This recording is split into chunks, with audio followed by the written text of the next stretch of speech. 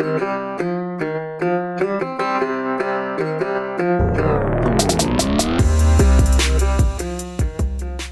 up, everybody? It's Dan, Binder Boneyard, coming at you from the office on actually a very nice November day. Probably one of the last ones we'll have for a while. I'm sure the rest of the country is probably feeling the same way.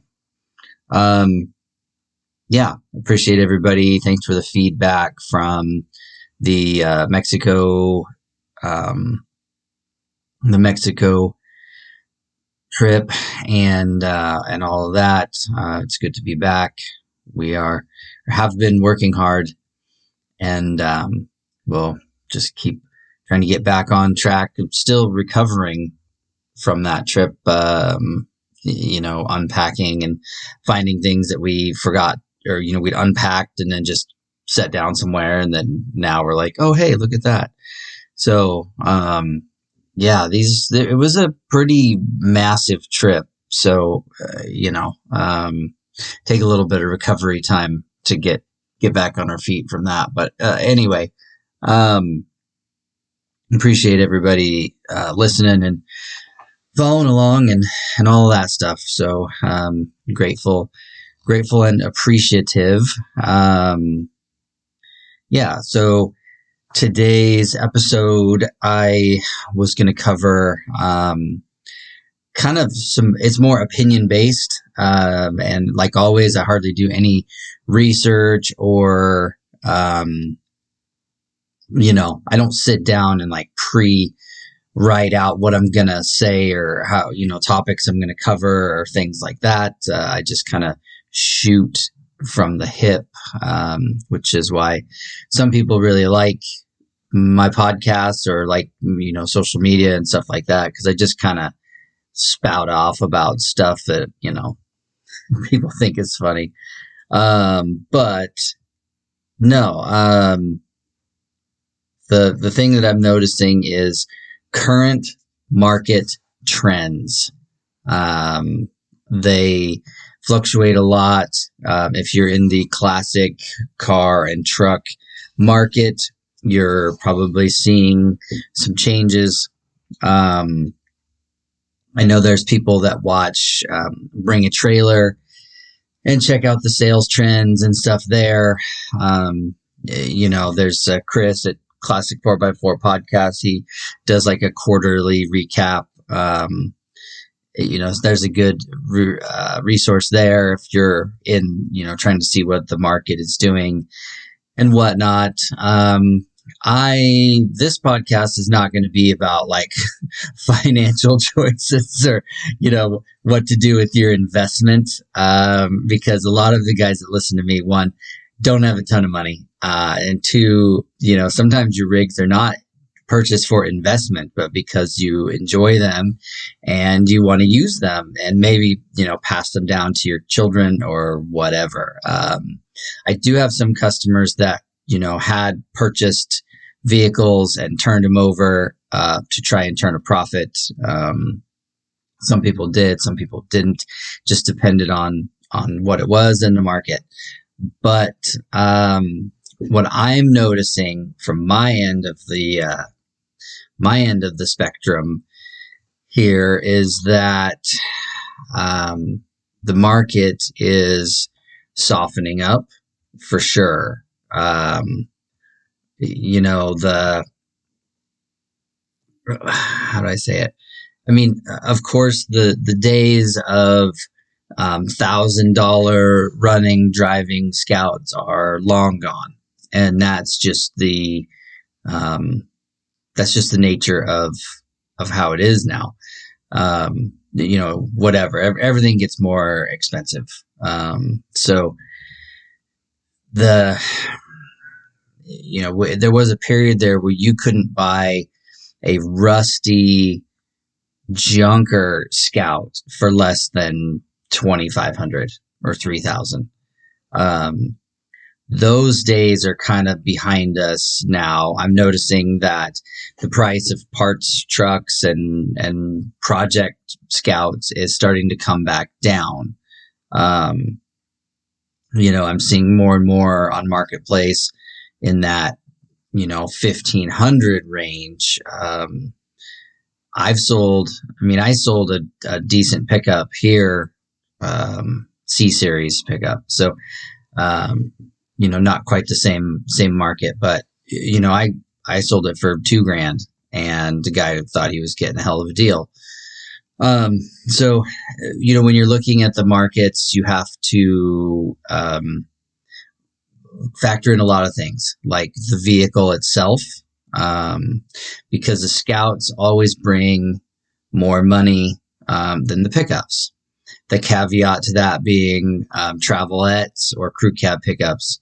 A crew cab Ford, 70s crew cab Ford pickup is, selling for way more than a nice single cab Ford of the same year or same vintage, whatever. The crew cab just brings a premium. And the same is for international.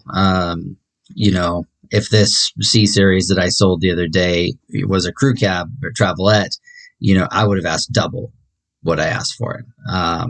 Just because 2 doors, double the doors, double the price. I'm going to make that a t-shirt, I think.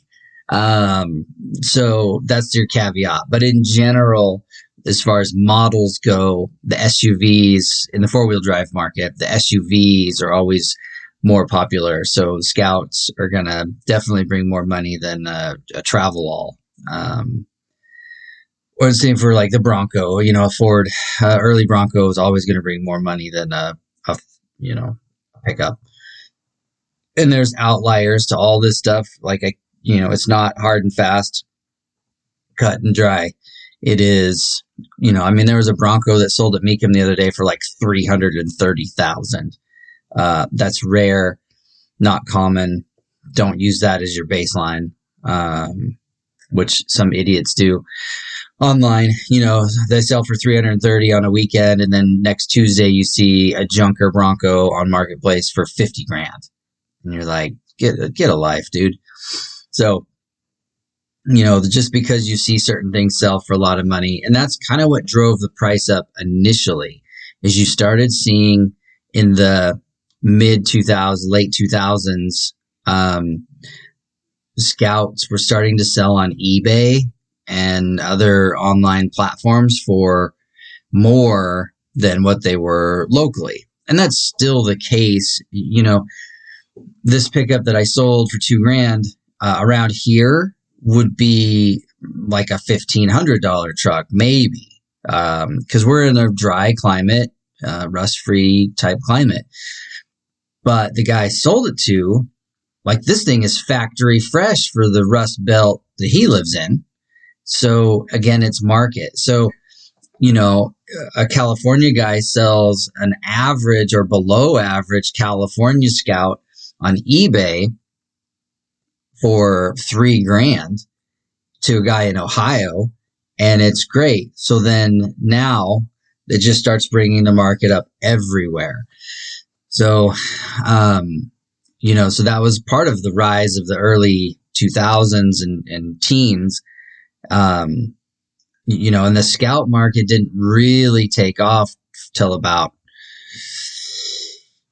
12. I started to see the increase about 12 years ago, and then my business is 11 years old now. So when I got into it, I was still getting some pretty good deals on Scouts, but that went away about 7 years ago. And then when the pandemic hit, then everything went through the roof because people had money and were staying home and, buying projects and just really ran the market up. But what I'm seeing now is the market is coming back down. The Scout market, no one's getting rich on Scouts anymore. Guys were pulling them out of fields, hitting them with a garden hose, and then selling them for $4,000 as fast as they could do it. And now, one, you're running out of field Scouts, and two, the market is just soft. The economy isn't great right now, due to several factors. I'm not going to get into politics of it, but, there's a lot of we're paying the piper for a lot of things that happened years ago, and then current policies are making it difficult as well. So a lot of factors that are affecting people's paychecks, and when they're trying to decide to buy their kids soccer cleats or tie rod and drag link for their Scout, the soccer cleats always win. So there's some of that happening right now as well. So I would expect the market to fall a little bit more on kind of those mid-range trucks. A Scout that was $12,000 5 years ago is $9,000 now, generally. And a $9,000 Scout 2 is a pretty decent Scout. That is a runner, driver, minimal rust, but it still needs work. What I'm not seeing, the high end stuff is still high, because the guys with money, because there's always going to be people with money, even in the worst economies, people have money. They know what they want, and they may try and negotiate a little bit on a high end truck, but in the end, they're going to pay what they're going to pay because they want that truck. So the high end stuff is still there, like the Mecum Bronco sale, or the crew cab Ford sales that, there was a Godzilla powered crew cab Ford that sold the other day for like $140,000. So, those guys are still out there. And then the other end of the scale is the junkers. If a guy is hurting for money and has a project truck that's, $1,000 project truck, they're still trying to sell them for $2,000, because the mid-range guys, are trying to still get into the market. So they might do it. There's two ways to get in. If you have an $8,000 budget, you buy a $2,000 Scout and then put $6,000 into it to make it how you want. Or if you have an $8,000 budget, you buy an $8,000 Scout and hope for the best.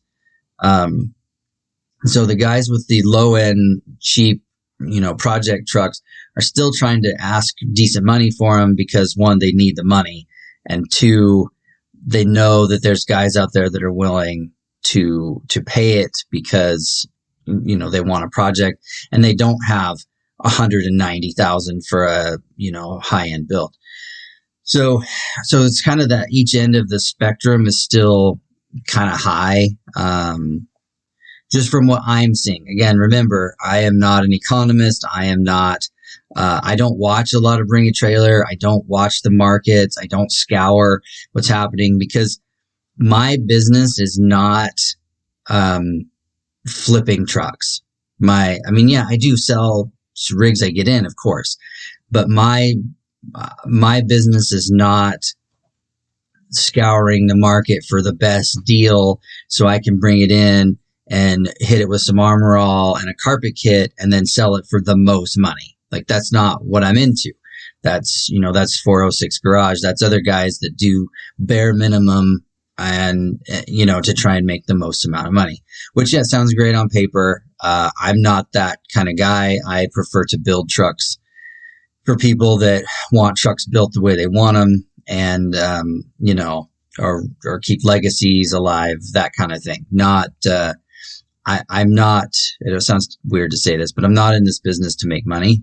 And it's obvious if you looked at me, I don't make a lot of money, but we keep a lot of trucks on the road, and, we sell a lot of parts to people that you're trying to keep them on the road. So that being said, that each end of the spectrum is still doing okay, in my opinion. It has wobbled a little bit,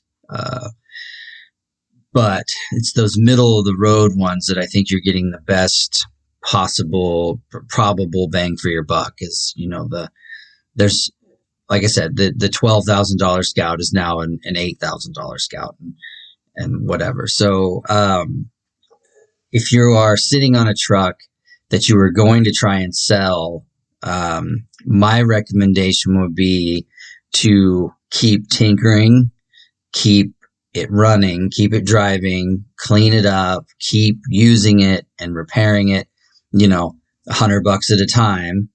And when you'll get to that point where you are maximizing your profitability, because sometimes $100 repair or mod translates into a $500 increase in value, and it's little things. And it goes back to several of my other podcasts about just elbow grease, but to turn your $8,000 Scout into a $15,000 Scout may only take another $1,500 in parts to get there. So my suggestion is maybe, keep building, keep cleaning, keep refining and fine tuning so that you do get the most bang for your buck when you do want to sell it. The guys that spent a lot of money, the over 100 grand guys, just keep it. Like, just use it and enjoy it, because you're not getting your money back. Not on a used or secondhand setup. Very rarely. Because there's just, if a guy has 200 grand to blow on a custom Scout, then it is getting built to how they want. They're not going to buy, not as common. It still happens. I mean, I talk to Sean at Anything Scout all the time, and every once in a while they get somebody that calls. It's like, I want one right now. I don't care what it costs. And then, they put them in touch with a owner, of a previous build that's willing to sell, and they sell them straight across. But rarely does that happen.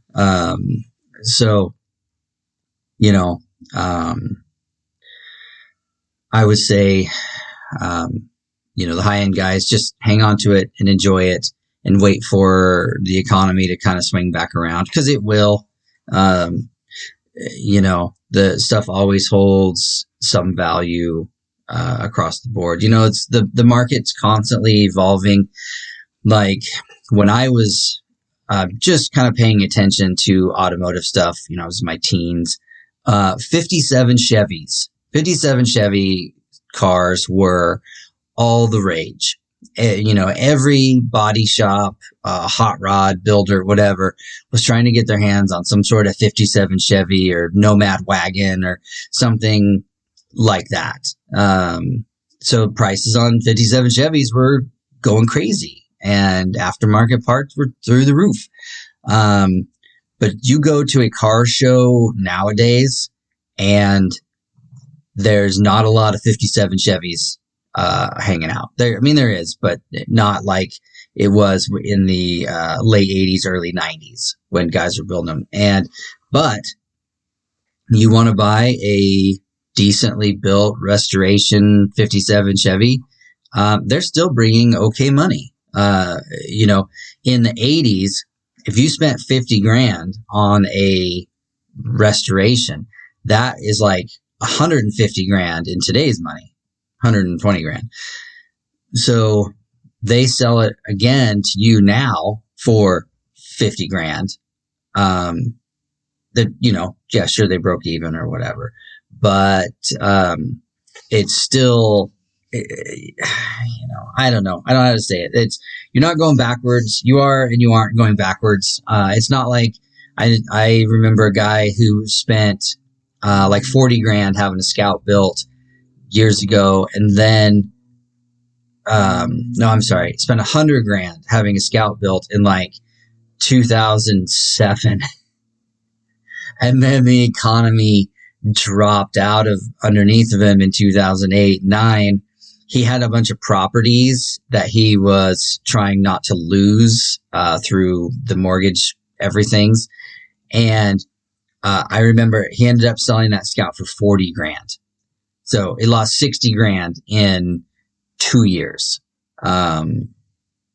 So that's what I'm saying is, if you spend a bunch of money, just hang on to it, because it might take you 10 years to get back around to asking what you had into it now.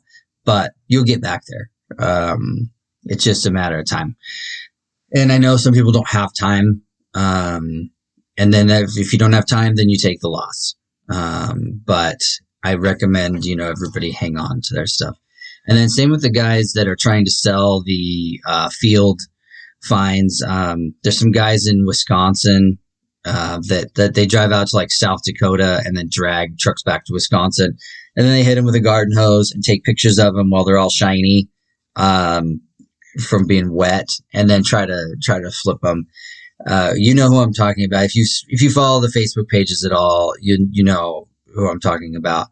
And I'm starting to see trucks that they were dragging out. Like there's a short box C series that 2 years ago he was asking $4,000 for firm, and anybody that gave him any grief about it was banned and ridiculed. That truck is still for sale now, and he's finally down to like 2,800. And still, like, people are giving him grief about it. So what I'm saying is, if you are a field find guy and you're just trying to make money off of people, dump it. Sell it for what the market will bear right now. Don't try and hold out for some whale that's, some unknown whatever that's going to spend the money that you think it's worth, because there's a good chance it's not. So, if you're selling something for 2,500 and a dude swoops in and says, I'll give you 1,800, take it. Like there is not, the number of people buying the lower end price stuff is slowed down because of, like I said, the economy and stuff like that. So if you get somebody that's willing to, pay $600 less than what you're asking, like don't haggle on it, because you may miss that window. And that's happened here a few times. I've had a couple of scouts where I was like pretty firm on this price, and it took me, 7 months to sell one. And even then at 7 months, I still took I discounted it from my original asking price, because it was just, it's what the market will bear. So, keep that in mind. If you've got a project truck, if you have a bunch of parts in it, like, Scout 2, and you bought floor pans and stuff like that, like, yeah, definitely make sure you get your money back out of that stuff if you include it in the sale of the truck. If somebody's trying to beat you up on it and you're like, I've got all these parts and it doesn't matter, then take all the parts out and sell it as is, and then sell the parts loose on Marketplace, and you'll probably make more money than you would if you lumped it into the sale of a truck. That's generally been my experience as well, is selling stuff individually definitely nets you better return than trying to include it in the sale of something else, because people don't care. I mean, it might sweeten the deal for them a little bit, but it's not sweet enough for them to pay full asking price for parts and pieces and the truck. So, but anyway, that's where I'm at on this. We're not going anywhere. I'll be in business for a long time. I've got a lot of inventory here, parts, pieces, and stuff like that. So even though we are transitioning out of building customer trucks, not that there's a shortage of customers wanting work. I mean, I turn down work every week, because we're not doing it anymore. We're not taking new work anymore, but there's still work out there. People are still needing stuff done, but my goal is to transition into part sales to help keep everybody else's trucks on the road, because I think that's more important. That's a greater goal than me restoring one truck a year and putting it on the road. So anyway, hopefully this was informative. Hopefully you learned something. Hopefully you figured it out. And don't call me, ask me to buy your stuff, because I'm not buying any trucks right now unless it's something really specific and particular. So anyway, I appreciate you guys for listening. Thank you for following along. All the donations, Patreon, all that stuff is great and super helpful. And so until next time, I'm Dan. from Binder Boneyard.